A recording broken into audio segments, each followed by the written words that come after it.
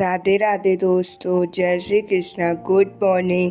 Welcome back to my YouTube channel. दोस्तों, कैसे हो आप लोग? आई होप आप लोग बहुत अच्छे हैं और आपकी पढ़ाई भी एकदम अच्छी चल रही होगी, क्योंकि अभी तो सभी लोग के लगभग आरपीएफ कांस्टेबल के एडमिट कार्ड आ गए होंगे। दोस्तों, किसके किसके एडमिट कार्ड आ गए हैं आप लोग कमेंट बॉक्स में बताइएगा।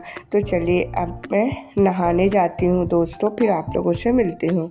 नहा धोकर आ गई हूँ दोस्तों। अब चलिए छत पर पूजा पाठ करते हैं, फिर अपने पूरा शेड्यूल स्टार्ट करेंगे। तो सबसे पहले मेरा काम रहता है भगवान जी को नमस्कार करना और उनकी पूजा पाठ करना।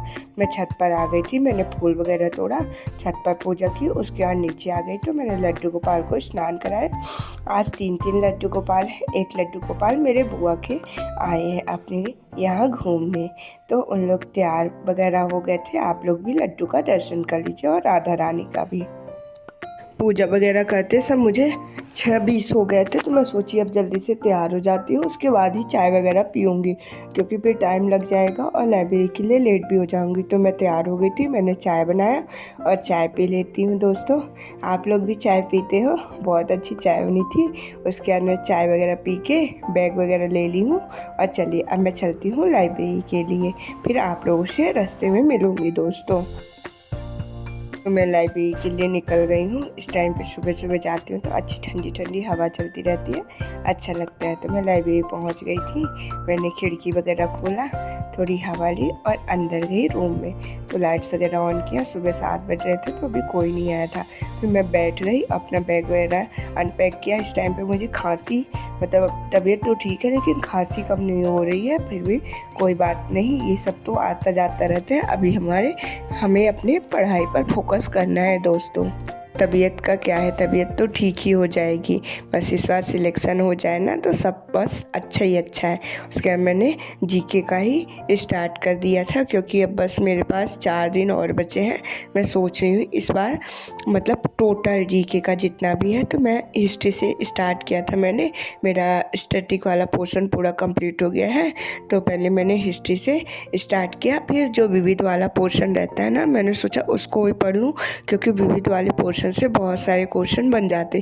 अब इस टाइम का पैटर्न जो है, तो वो डायरेक्ट क्वेश्चन नहीं पूछता है, वो विविध वाले से बीच बीच से उठाकर क्वेश्चन पूछता है। मैंने RWA में NTPC का बैच लिया था ना, तो उसमें नवीन सर ने पूरा विविध का टोटल जो जो इम्पोर्टेंट चीज़ें रहती हैं वो सारी चीज़ें सर ने विविध डलाकर पूरे मतलब 20 पेज, हाँ नहीं 15 पेज होंगे, लगभग 15 पेज का सारे इंपॉर्टेंट क्वेश्चंस कराए।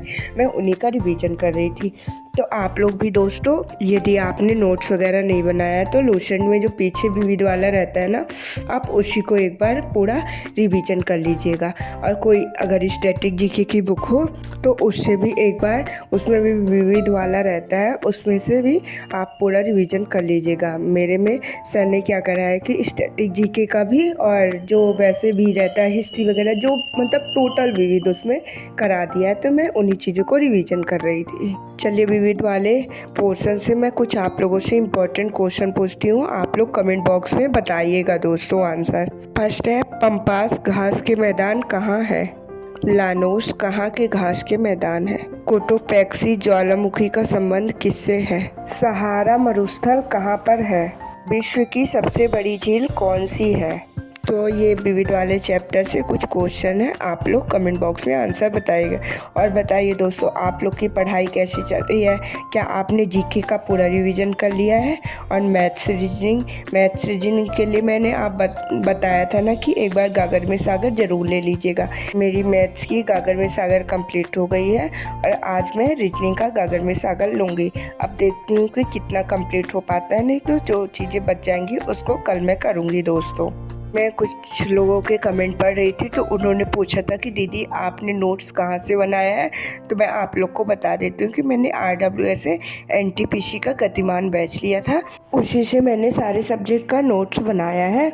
उसके बाद मैंने पॉलिटी एक बार फिर से यूट्यूब में नवीन सर करा रहे थे ना, उनसे मैंने पूरी कंप्लीट पढ़ी है और उससे नोट्स बनाया है। अब मेरा RPF कांस्टेबल का एग्ज़ाम हो जाए, उसके बाद मैं जैसे हिस्ट्री की क्लासेस अभी स्टार्ट होंगी ना 1 मार्च से, उसके बाद मैं हिस्ट्री भी दोबारा से नवीन सर से ही पढ़ूँगी। आप लोग के भी जब एग्ज़ाम हो जाएंगे ना, तो एक बार जब जो चीज़ें यूट्यूब में सर करा रहे हैं ना, वो तो बैच से भी ज़्यादा डीप में चीज़ें करा रहे हैं, क्योंकि बैच में एक लिमिटेड टाइम रहता है। यूट्यूब में सर के पास पर्याप्त टाइम है और बहुत अच्छे से एकदम डीप से और जीरो लेवल से लेकर हाई लेवल तक सर करा रहे हैं। तो आप लोग भी एक बार यूट्यूब से हिस्ट्री, पॉलिटी और उसके बाद स्टैटिक के भी सर कराएंगे। आप तीनों क्लासेस को कंप्लीट कर लीजिएगा, जो एनटीपीसी के लिए सफिशिएंट रहेंगी। अभी आरपीएफ कांस्टेबल के लिए तो बैच से भी काम चल जाएगा, इसीलिए मैंने जो बैच वाली नोट्स थी उन्हीं का रिवीजन किया है अभी दोस्तों। अभी 1:30 हो रहे थे तो मैं घर के लिए निकल आई थी, क्योंकि मुझे भूख लगाई थी। तो मैं घर पर आई तो मैंने खाना खाया। आज मम्मा ने बनाया था, रोटी थी, मट्ठा था, दाल, भाजी, कढ़ी। खाने में तो मज़ा ही आ गया। फिर उसके बाद मैंने आज सिर्फ आधे घंटे ही आराम किया। फिर मम्मा ने बोला चलो आज छत पर चूल्हे में चाय बनाते हैं। तो मम्मा ने चाय बनाई, मैं चाय पी और लाइब्रेरी के लिए निकल गई दोस्तों। तो अब मैं आप लोगों से लाइब्रेरी में जाकर मिलती हूँ। मैं लाइब्रेरी आ गई थी तो मैंने साइंस वाला पोर्शन याद करना स्टार्ट कर दिया, क्योंकि सारी सब्जेक्ट ज़रूरी है। साइंस से भी 50 नंबर का पेपर आना है, तो कहीं से भी किसी सब्जेक्ट से भी पूछ सकता है दोस्तों। इसीलिए हमें अपनी तरफ से हमें सारी सब्जेक्ट को अच्छे से 100% देना है और अपनी तरफ से सारी चीज़ें कंप्लीट होनी चाहिए। तो मैं साइंस में आज बायोलॉजी से स्टार्ट किया है। मैं कोशिश करूँगी कि कल तक मेरी बायोलॉजी कंप्लीट हो जाए, तो फिर एक दिन फिजिक्स और एक दिन केमिस्ट्री भी पढ़ूँगी। अभी मेरे एग्ज़ाम भी है एमए के, उसका भी टाइम टेबल आ गया है। तो 4 तारीख से मेरी एग्ज़ाम है, तो 4 का मेरा टाइम तो एग्ज़ाम में ही चला जाएगा। पर कोई बात नहीं, जितना भी टाइम है उसी में हमें अपनी सारी चीज़ें कंप्लीट करनी है और एग्ज़ाम को क्वालिफाई करना है। आप लोग के पास भी जो थोड़े मोड़े टेंशन आती है ना दोस्तों, तो आप उनको इग्नोर करिए और सिर्फ अपनी पढ़ाई पर इस टाइम पे फोकस करिए। हमारा एक ही एम होना चाहिए कि हमें 2025 वाला साल हमारा सरकारी नौकरी वाला साल होगा। ये आप बना लीजिए, तो तभी आपकी सरकारी नौकरी लग जाएगी दोस्तों। एक भी बार ये माइंड में थॉट नहीं लाना है कि हमारी नौकरी नहीं लगेगी। बस हमें माइंड में यही थॉट रखना है कि हमारी नौकरी लग गई है, तो इस बार पक्का हमारी नौकरी लग जाएगी और अच्छी गवर्नमेंट जॉब लगेगी दोस्तों। चलिए बायो से मैं कुछ इम्पोर्टेंट क्वेश्चन आप लोगों से पूछती हूँ। आप लोगों ने बायो पढ़ी है कि नहीं, तो आप लोग कमेंट बॉक्स में बताइएगा। सर्वग्राही ब्लड ग्रुप कौन सा होता है? जाइलम का कार्य क्या होता है? जंतु और पादप जगत का उभयचर किसे कहते हैं? कोशिका की खोज किसने की थी? सेकंड, जीवित कोशिका की खोज किसने की थी? आप ये सभी क्वेश्चन के आंसर कमेंट बॉक्स में बताइएगा। मैं सभी लोगों के कमेंट चेक करती हूँ कि कौन कौन वीडियो को ध्यान से देखता है और उनके क्वेश्चन पढ़ता है। मुझे लगता है कोई भी लोग ध्यान से वीडियो नहीं देखते हैं, नहीं तो वो क्वेश्चन जो मैं डेली आप लोगों से पूछती हूँ, क्योंकि किसी के भी आंसर नहीं आते हैं कमेंट बॉक्स में। तो आप लोग प्लीज़ वीडियो को ध्यान से देखा करिए, इसमें आपके नॉलेज की चीज़ें रहती हैं। और कमेंट बॉक्स में उन क्वेश्चनों के आंसर भी बताया करिए जो मैं आप लोगों से पूछती हूँ दोस्तों। और आप लोग अपनी तैयारी अच्छे से कीजिए।